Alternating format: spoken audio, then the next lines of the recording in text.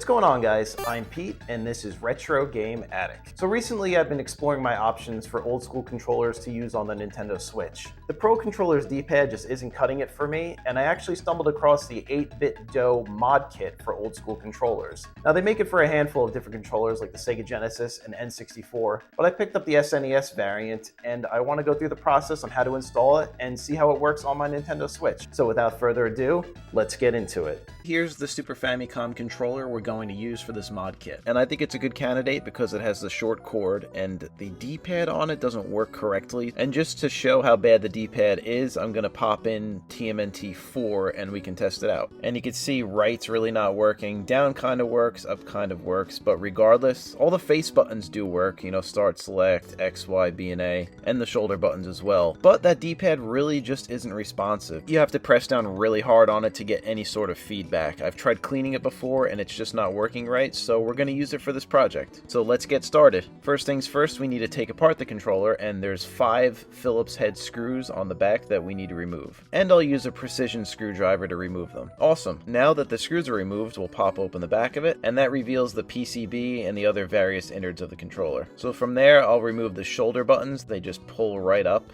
And then there's little metal mounting bars for those too, so you just pull those up to remove those as well. Next, I'll pull up on the cable to remove it from those tension sticks. There's 2 little rubber pads on the tops of the L and R buttons that we'll remove as well. And then from there, you can just lift the PCB right out. And there it is. I'll flip it around so you can see the front of it. We'll remove the rubber pads that are on the inside of the controller.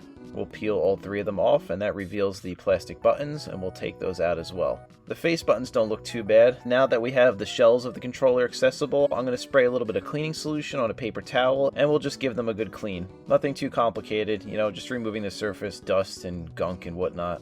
And then for good measure too, I just sprayed a little bit of cleaning solution on a cotton swab and just cleaned the innards of the controller, all the contact points for all the buttons, just to make sure that everything moves smoothly when we put this thing back together. Looking good. I'm not really going to touch the buttons themselves. They look pretty good already. We'll clean the L and R, the shoulder buttons, and then I'll clean the tops of the rubber pads. They're pretty dusty. Alright, and now that everything's cleaned up and looking good, we'll set it aside and we'll break open that 8BitDo mod kit. So it comes in this nifty little box. So like I said, this is the mod kit for the SNES original controller. It also supports the Switch, Windows, Android, Mac OS, and Steam. And to get this thing open, I'll break out my trusty box cutter. And I'll turn the box over, pull up the top, and then the first thing you're greeted with here is instructions. It's pretty easy. It's just steps 1 through 4, so I guess even I can figure that one out. And then underneath the instructions, there's a bag of goodies. We'll bust that open and see what's inside. Came with a little mini Phillips screwdriver, and then there's a little bag here. It looks like it's the charging port for this new PCB that we're going to put in here. Here's a proprietary charging cable, so I got to make sure I don't lose this one. And here is an anti-static bag that's going to house the PCB that we're going to drop in the Super Nintendo controller. And then we'll remove the new PCB from the anti-static bag here. You can see that the rechargeable battery is already integrated on the back. And then here's the front of the new PCB. And then we'll compare it to the original SNES controller PCB, and it looks like everything lines up perfectly. All in all, it's pretty similar. And then we'll check out the back of the new PCB. Pretty simple back there. There's not a lot going on. And then we'll compare it to the back of the original Super Nintendo one. Everything looks like it should line up perfectly, so I'm excited to get this started. We'll put the original SNES PCB inside that anti-static bag for safekeeping. So we'll bust out that little charging port connector and we'll get that hooked up to the new PCB. And then you can see the connection point on the PCB. There's a little tab that you have to pull down first before you insert the ribbon cable into it. And we'll slide that ribbon cable into it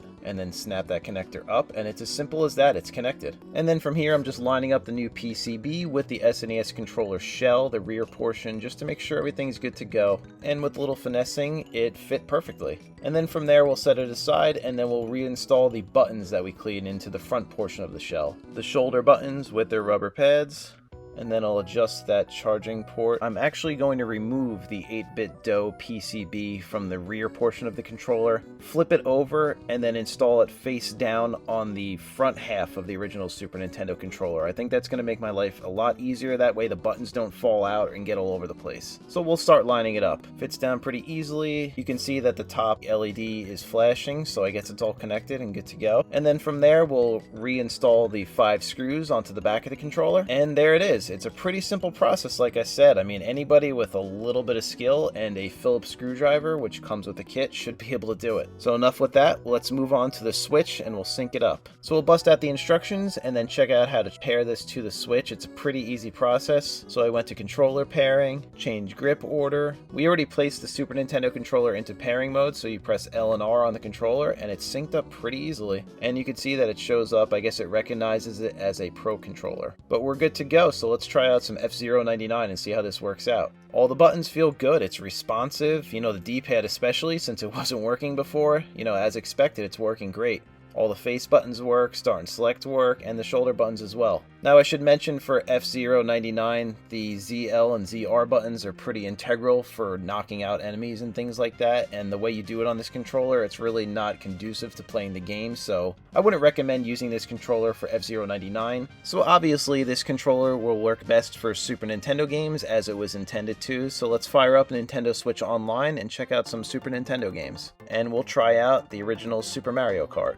We'll start the race here. I always pick Yoshi because he is the best. And you can see that it's super responsive. Everything's working here, great feedback. It really feels like you're playing with an original Super Nintendo controller because you technically are. There's just a new PCB inside. I don't really notice any sort of delay or anything like that. I'm not too much of a purist in that regard, so even if there is like a nanosecond of delay or something like that, I'm not in a competition. I'm just trying to have fun here, and I think this is awesome. It's working out super well. So all in all, I am super impressed with this mod kit. It wasn't expensive or anything like that, and it really brings the Super Nintendo controller into the current age. It's pretty cool to bring this thing back from the dead, basically, because this controller wasn't working at all. It went from being my least used Super Nintendo controller, which to now probably being my most used since I rock the Switch all the time. I think it's a pretty awesome kit. I would just only recommend it to somebody who already has a Super Nintendo controller. That way you don't have to go out and buy a controller on top of buying the mod kit. At that point, you'd be better off just buying a Bluetooth controller right out of the box. But otherwise, it's awesome and I totally suggest you check it out. I think I'm going to be using this controller a lot now. So what did you guys think? Please be sure to let me know in the comments. Thank you so much for checking out Retro Game Addict. I seriously appreciate you all. Stay retro, and I'll catch you on the next one. Later.